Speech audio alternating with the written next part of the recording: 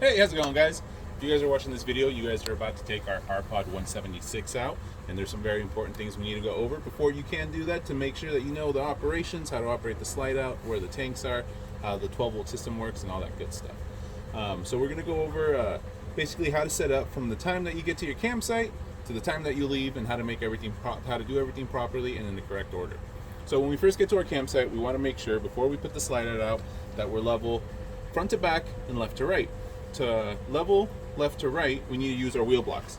So if you get here, there's a level inside, and I'll show you where to check your level from left to right. Once you get to your campsite, say you are too low on your left hand side and you need to go up. There's a couple options of how we can do that. We can either use one block and back over that block to lift this other side up. If you need a higher adjustment, then what you can do is use two blocks and create a little pyramid. You can go up to a 3 or 4 high on these. You have a whole set, and you can go as high as you need as long as you're building up the pyramid to make sure that you keep everything together and that it has a way to get to the very top.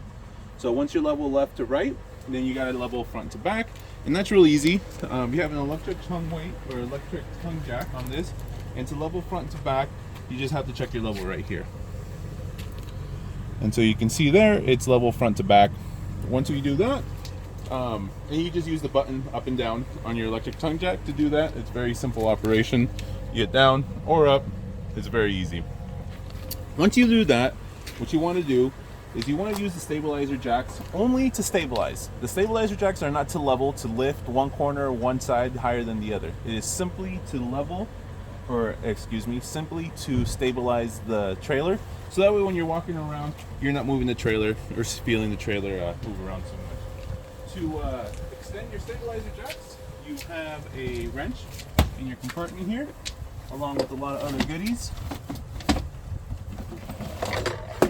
This guy here is how you engage your leveler jacks, or excuse me, not leveler jacks, your stabilizer jacks, back and forth.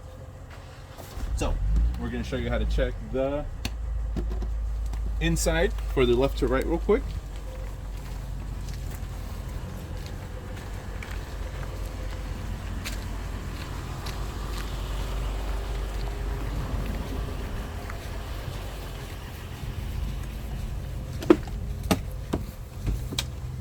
Your stepper operation is very easy.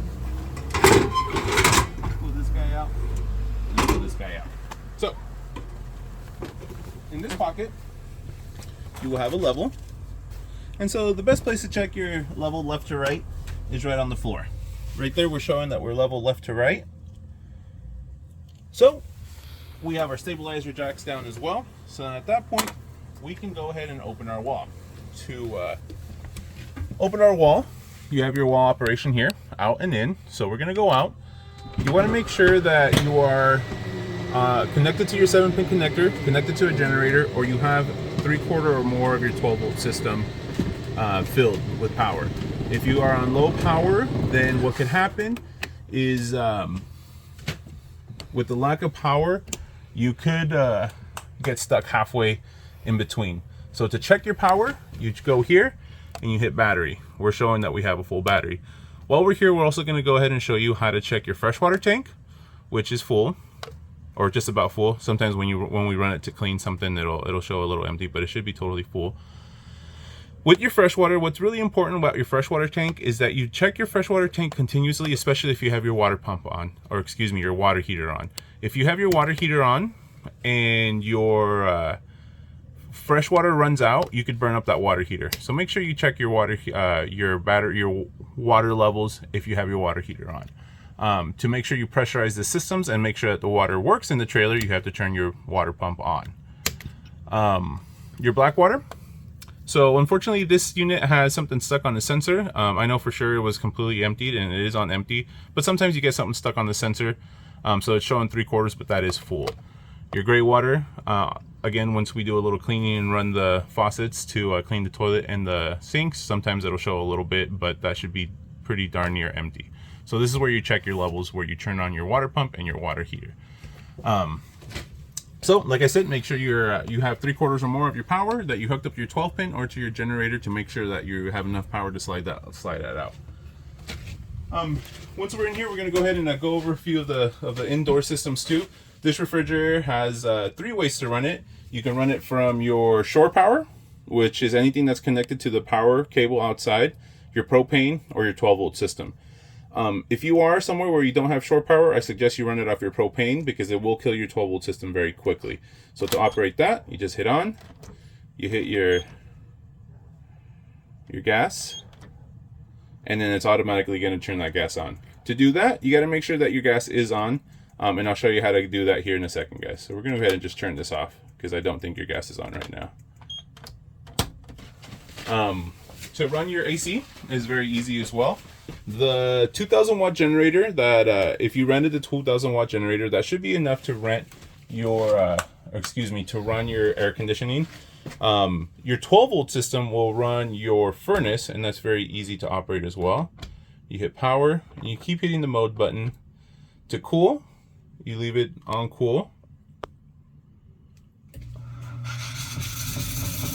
To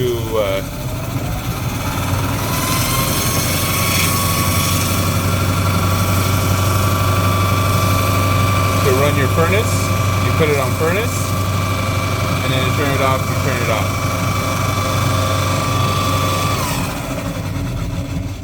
off. The ACs in these are very noisy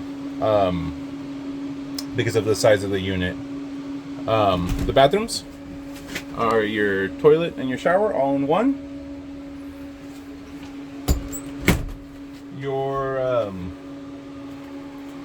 dining room turns into a queen, and it's very easy to do that. You just hit your switches, you adjust the table down to the level of the rest of the seating area, and then you use your cushions to create your queen size bed.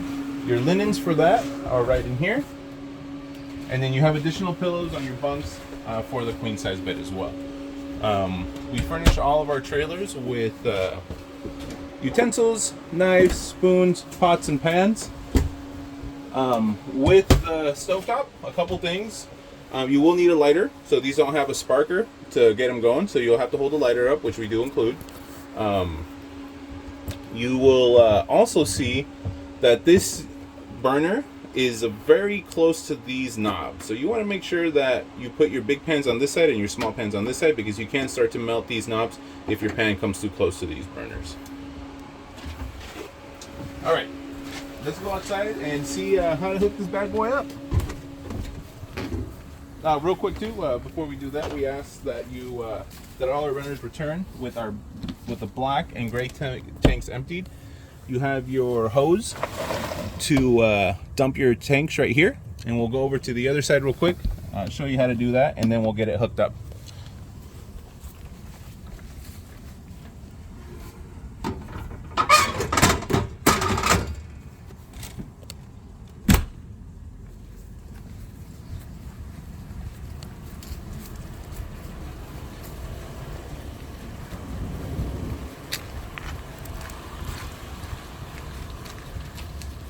So on this unit, guys, this is very, very important, and unfortunately, we have a lot of folks who don't realize this, but this unit actually has two dump sites where you have to hook that tank up, or to hook up those hoses to get all the way, to get both tanks emptied. So you don't have a 2-in-1.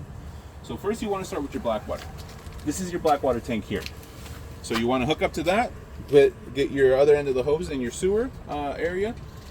Oftentimes what happens too is you'll have a little curb that's around the hole for your sewer dump, and so that curb with the hose that comes out will create a low point. So you want to make sure that you kind of hold that hose up and make sure that you're getting all those fluids and all that material into the actual hole. If you just leave it run as is, you might stop getting flow, but you might not be emptying the whole tank. So make sure that you lift that hose up every once in a while to make sure you get all that material out of there. Once you're done with that, you close the valve right here, and then you're going to want to move over to your gray water tank. So you want to do your black water tank so that way your gray water will kind of rinse out that hose on the inside. Generally, you also have a hose at your dump site, and you'll want to rinse out the inside of that dump hose as well, and then put it back on the trailer. So on this side, this is your gray water. This is your valve. You hook up. Same thing. You want to make sure that you get all that water and fluid out by holding up that hose every once in a while. Once you're done, you close it, take the hose off, rinse out your hose, put your cap back on. It's pretty simple stuff. This is your shore power. So this cable will be able to hook up to camp shore, and this cable will be stored back here in this compartment. and you will be able to hook up to shore power to a generator. Your shore power will usually have a 30 volt or a 120 volt plug-in. The cable does come with a 120 adapter, so if you are running the generator, you'll be able to plug directly into your generator. Let me run around real quick, guys. Other thing I forgot to mention. First thing you actually want to do when you get to where you're going is chalk your wheels. I've learned that the hard way, and maybe a story for a longer video. But make sure you always put your chocks on before you uncouple your trailer, just to make sure that it stays put and where it's supposed to stay. I'm gonna put this wall in real quick, guys, and then we're gonna go over how to hook it up to your hitch.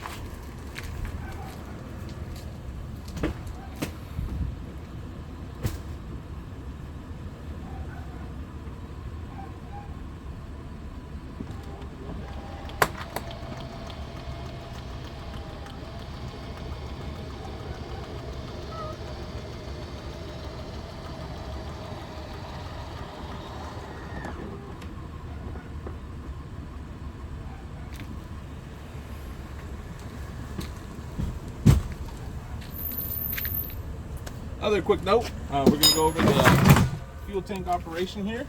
So, these tanks are the 20 pounds. These last quite a long time. For any reason, if you happen to run out of one tank, meaning your furnace stops working or your refrigerator stops working while it's on the propane setting, what you want to do is switch it to the other tank. You have a switch right here.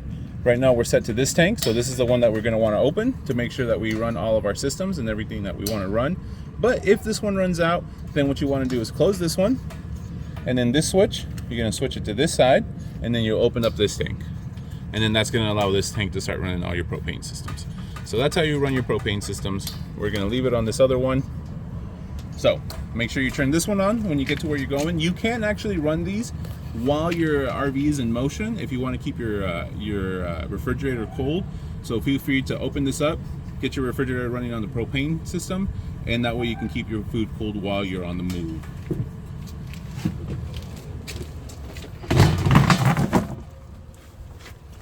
All right, I'm gonna get my wrench here to bring these up.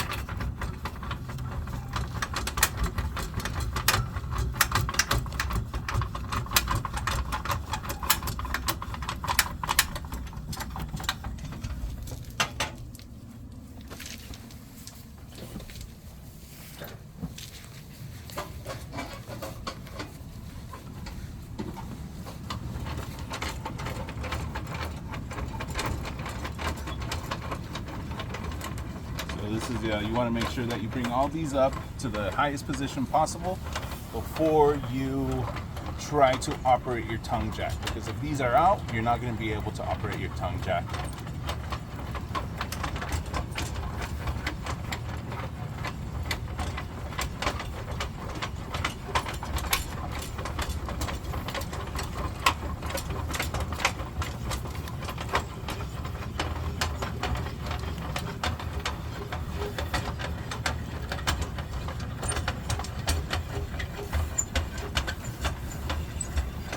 Also, with your generator or with shore power, you're going to want to run your generator at least 2 to 3 hours a day to charge your 12 volt system. Your 12 volt system does need to be charged in order for your furnace to run, your refrigerator, even if it's running on the propane, you still need power to those things. Also, if you let your 12 volt system completely drain, the CO2 sensor will start alarming you that there's no power, and that is a very, very obnoxious alarm. So you want to make sure you keep that 12 volt system charged. Like I said, if you're on shore power, then just leave your power connected to the shore power. If you're on a generator, make sure you run that generator 2 to 3 hours a day to charge your 12 volt system. The television in this unit is not a 12-volt television, so you will have to run your generator or be on shore power if you want to run the television. Your 2,000 watt generator should be enough to run your AC. Like I said, it's a very noisy AC, unfortunately, because of the size of the unit. But you won't be able to run anything else. That 2,000 watt generator is going to basically get gnawed up by that AC, and you won't be able to run your microwave or a lot of other things. If you trip the generator and it no longer is working, then what you want to do is go turn off your generator, unplug everything, turn your generator back on, and that should reset the generator to allow you to work that. And we'll go over generator operation as soon as we're all hooked up and ready to go. So your tongue jack, very easy operation. The electronics come down.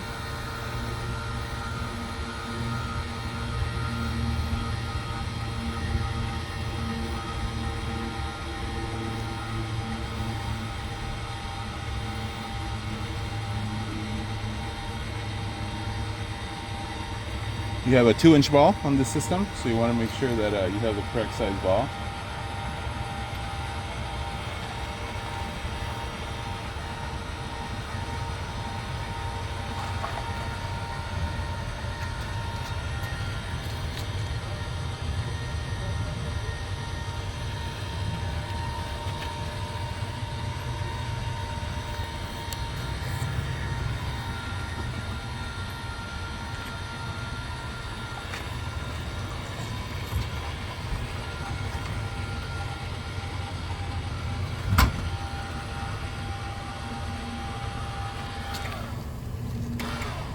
All right, guys, so on this one I'm going to have to replace this hitch actually, because this is too low, so it's not going to let me engage it all the way.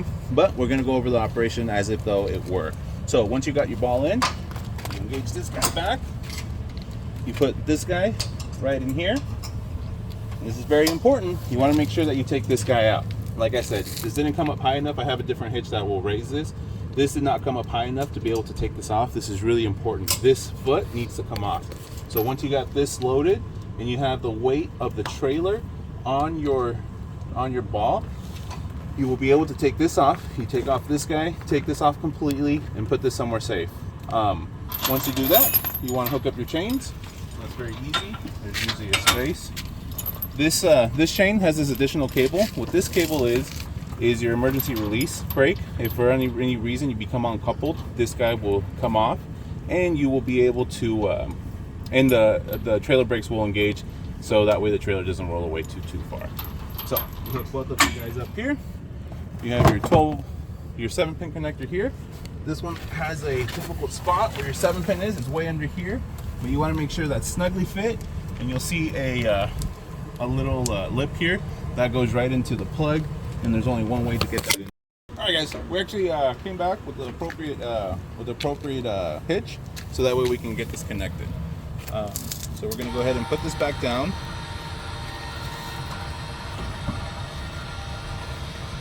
I was off just a little bit, so that's why I'm giving it a little shove to get it just right.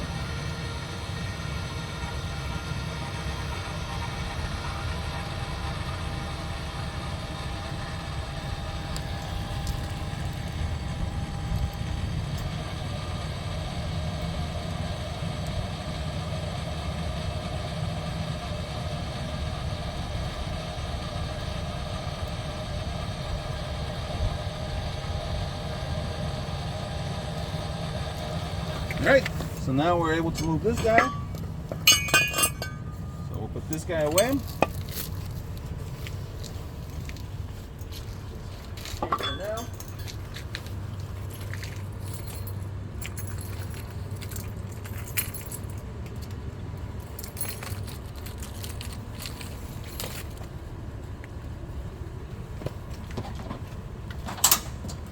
You get your pin back in there. You got to make sure that ball is heated completely all the way down. This usually will not go back. If this does not go back, that means your ball isn't heated quite right. So you might need a small adjustment there. All right, guys. So now you guys are all ready to go. Give yourselves a little brake check. Make sure your brakes and your turn signals are running. Usually we'll do that with you on the way out. So a little checklist here. You want to make sure your hitch is engaged, your cables are connected, and your 7-pin connector is connected as well, and that you have power to that. This rig is ready to go. If you guys have any questions, please feel free to reach out, and I'd be happy to answer any questions you may have. Awesome, guys. Have fun.